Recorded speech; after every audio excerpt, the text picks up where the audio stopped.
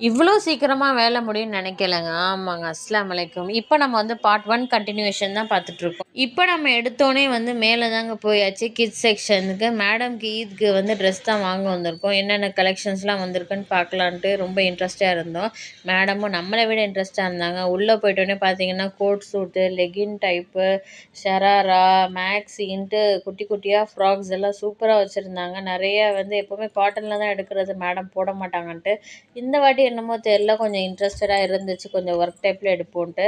இந்த ஷராராலாம் பாருங்க எவ்வளோ பியூட்டிஃபுல்லா இருக்குன்னு. இந்த பீச் கலரு, பிங்க் கலர் தான் ஃபைனலா எடுத்தாச்சு. எடுத்தோனே வந்து என்ன நம்ம மேடமும் குஷி ஆயிட்டாங்க. சரி வீட்டுக்கு போய் போட்டு பார்க்கலான்ட்டு. ஆனா என்ன சடனா வந்து எக்ஸிலேட்டர் பார்த்து ஒரு ஜர்க் ஆயிட்டாங்க.